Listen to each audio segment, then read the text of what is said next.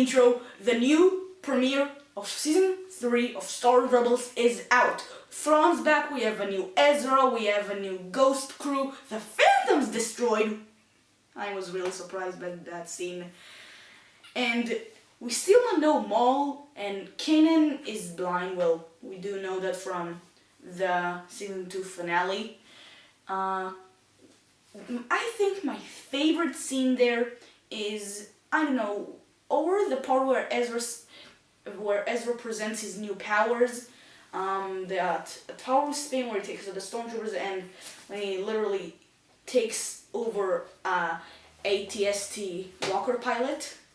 But I think my really favorite moment in the entire episode was when you saw Thrawn.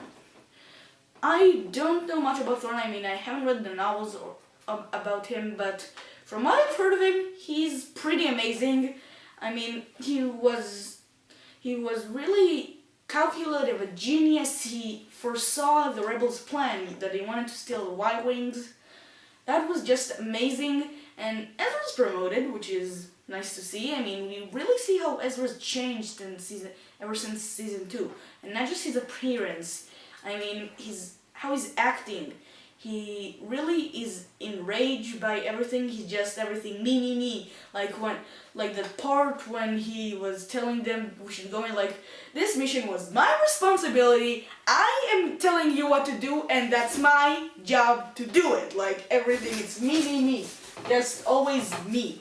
Like, this is sort of Ezra's ego. He thinks that he's the only one who can save his friends, especially now with Kanan's gone. And we do find out that Ezra's been keeping the Sith Holocron secret from Kanan. He didn't want him to just know that he's using the dark side of the Force. And he did mention that, like, acting out of anger offers quick results, but it's a trap. I got flashbacks from Yoda telling Luke, if you choose the easy path like Vader did, you will become an agent of evil. That's, I think, what Kanan is trying to warn Ezra. He's warning him, don't fall to the dark side. And he said, Ezra's really cold. I mean, in the beginning of the episode, you see that he screams at Kanan like, I don't need you. And he really is mad at Kanan. He's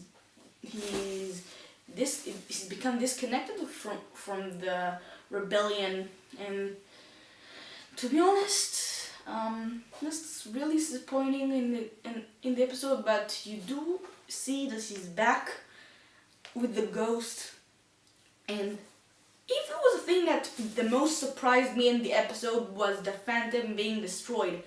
I mean, the Phantom was destroyed. I was really surprised by that. I didn't see it coming.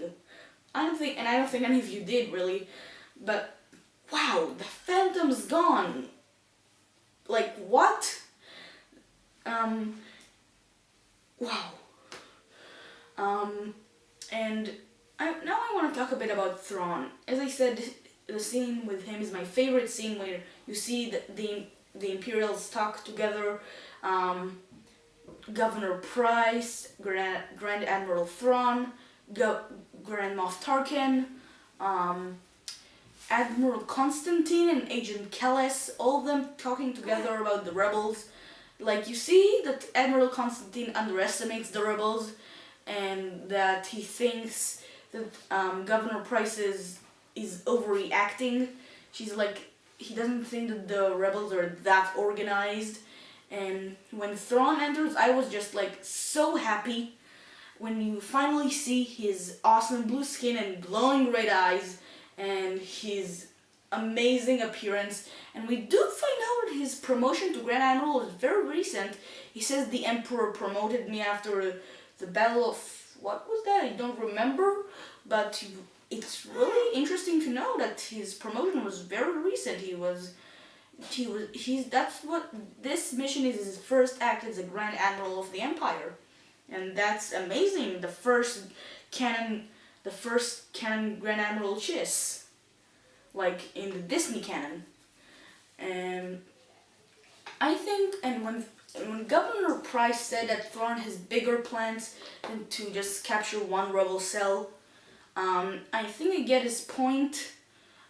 He wants to capture the rebels as a whole, not just as a separate cell. He wants to draw the rest out of hiding, and we all know that Thrawn is somehow going to fail, because we do know that the rebels eventually defeat the Empire, and that will be probably a major blow for Thrawn fans. So if anybody of you diehard Thrawn fans, I'm sorry, because, well, we do all know that he's not going to succeed in capturing all the rebels, because for Luke Skywalker to join the rebellion, there needs to be a rebellion for him to join. And that's the same for Han. So he won't succeed in overthrowing the rebellion as a whole, but I think he will blow major strikes to the rebellion. And a bit about Ezra now.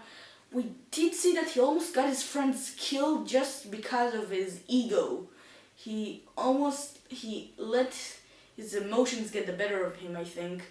Don't worry, we'll succeed. Everything's gonna go great. And he also said that in the episode that it was wrong. It all went wrong. I think he just begins to see how horrible his act was, and when Hera demoted him, that was, I didn't really expect that. And we did get the Y-Wings, and when Hera said we need to deliver those Y-Wings to, I think his name was General Dodonna, I think that's his name, and if you don't know who that is, it's the guy who explained the Death Star plans in A New Hope, and it's nice, and it's nice to see that they really are getting closer to the rebellion as we're seeing in A New Hope. We are getting closer in the timeline to A New Hope, so that's really nice to see the rebels starting to be organized. And some Imperials are overestimating the rebellion, and some are underestimating it. And Thrawn knows not to underestimate something. He takes it seriously, so he's gonna be a huge threat to the rebellion. Sadly, we didn't get to see Maul, but I'm almost 100% sure that we'll see him in the next episode. I'm gonna explain you why later. But for now, I just want to talk to you a bit more about the premiere episode. What else? Rex. You see, Rex is sort of a father figure to Ezra. I think he always calls him Lieutenant and not Ezra. That's really nice. I think he just likes to be in the military again, from the Clone Wars.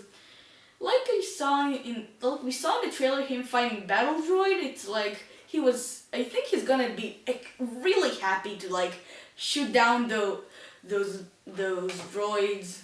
I think Rex is gonna be a very nice character, and there are theories that one of the heroes in Rebels will die. And no, please don't kill them. Please don't kill any of them. Please. Except for Maul. I don't want him to continue beyond season 3. Okay, I don't know what else is to say about the episode. That was an amazing season premiere. I think it's the second best season premiere. The first is season 2. Well, in my opinion, it's hard to top Vader. We did get to see Vader in the season 2 premiere, so it's sort of an unfair advantage.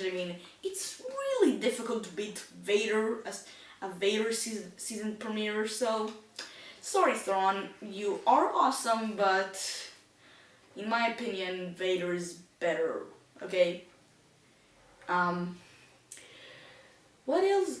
I don't know what else is to say about the new the new episode. It was amazing and really great. So we did the Star Wars YouTube channel gave us a clip for the next episode that will premiere next week. So first we'll see it and talk about it. So let's watch it.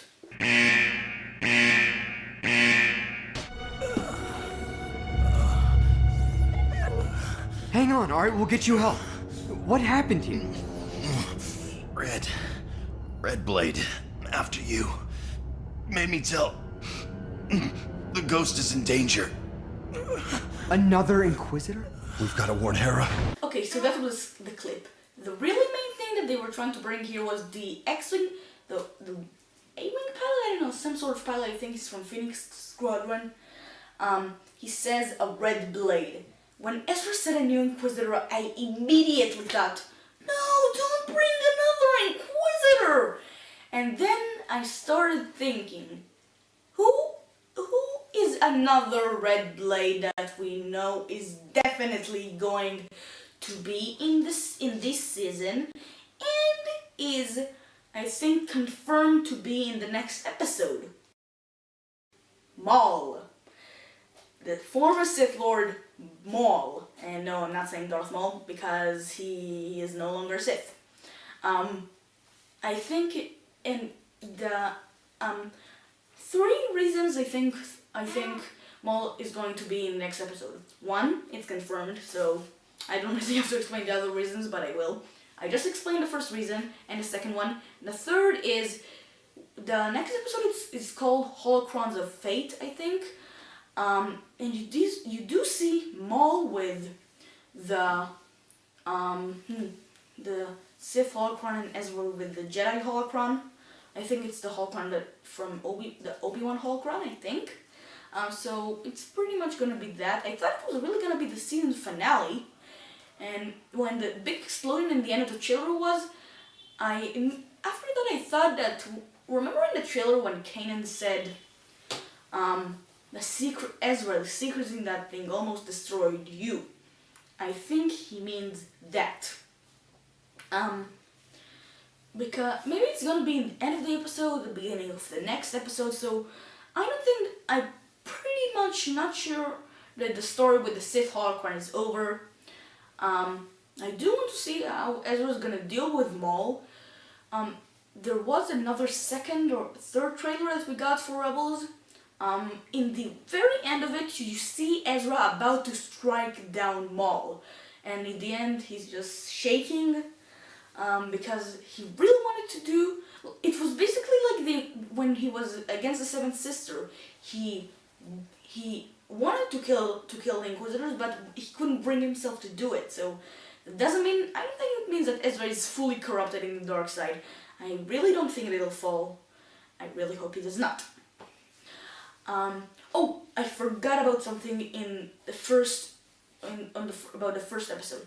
First of all, that was my little review about the clip from episode 2. So that was it. And I want to talk a bit about the Bendu. I really forgot to talk about him. The Bendu with Kanan. I think my favorite thing about him when he says Jedi and Sith will be Ashla and Bogan, the light and the dark. I think that was my favorite line of him when he said, for those who don't know, Ashla and Bogan is what they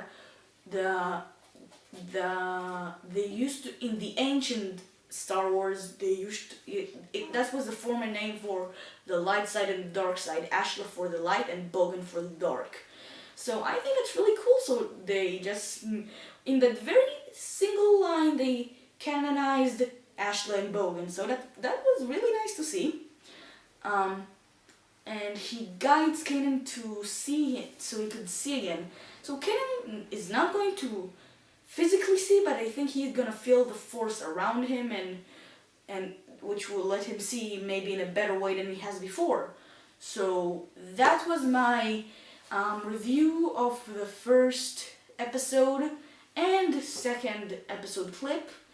Sorry if it was a bit too long, but hope you enjoyed, and I'll see you next time. Goodbye.